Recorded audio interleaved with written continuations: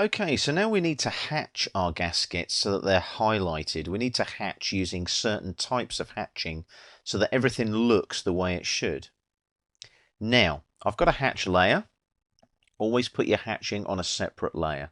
That way you can freeze it, thaw it, and switch it on and off when you need to for clarity on your drawing. So let's go to the hatch command, 2D drafting and annotation workspace. Home tab on the ribbon, draw panel, and there's hatch there. Now in AutoCAD 2011 you get a new tab now on the ribbon and you get all these icons here. Any version of AutoCAD previous to AutoCAD 2011 and you'll get a dialog box.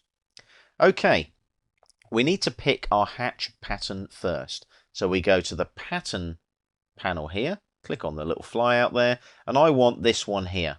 I'm going to go for ANSI 31. It's just a default American National Standards hatch. So that's selected. If I hover here now, it highlights where I'm going to hatch. Can you see that?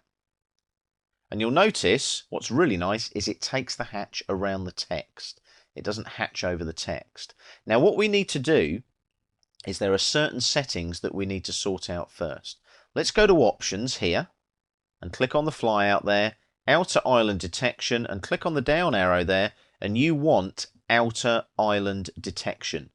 You only want the outer island. You don't want the inner circles selected, for example, on your nuts and bolts. So you want that one there, outer island detection. And when you hover over that, you can see it's only going to the first boundary for hatching each time.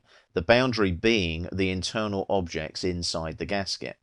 Now, the hatching there is a bit dense, as you can see. We can't see our angled lines hatching that very well. So we need to change our hatch scale value here. So I'm going to double click in there and I'm going to try 25.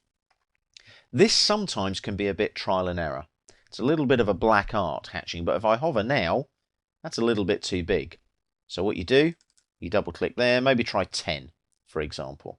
And this is the benefit of this new highlight tool in AutoCAD 2011. If I hover, it highlights it. 10's still a little bit big. Let's go for 5. Let's try 5. That's absolutely perfect. Look at that. Exactly what we need.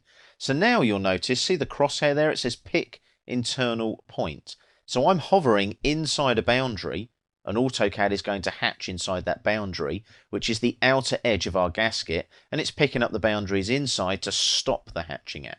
So if I left click there, that places my hatch like so.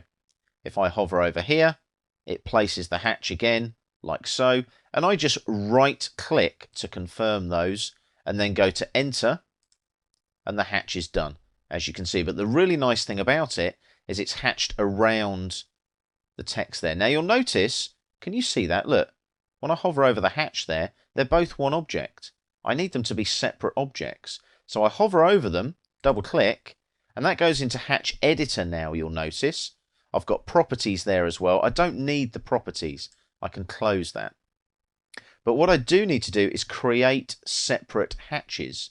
So how do I do that? Well, let's go to options here. Separate hatches. Come into the drawing now. 1 hatch, 2 hatch. Separate hatches for each gasket. Now, one more hatch command to do. Again, hatch here. This time on the hatch pattern, I want solid fill. That one there. And I'm going to highlight the nuts and bolts. Now be careful when you do this. Make sure in your options there, you create separate hatches for this one. Okay.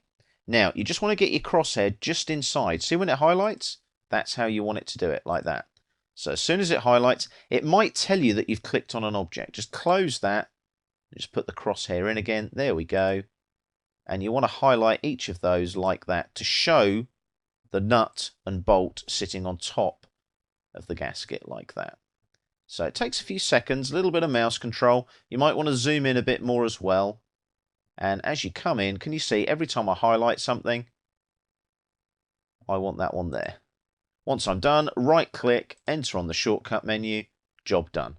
There's our 2 gaskets drawn and hatched with text telling us gasket 1 and gasket 2. They look very, very cool now. It's very quick and easy to do this, as you can see in AutoCAD 2011.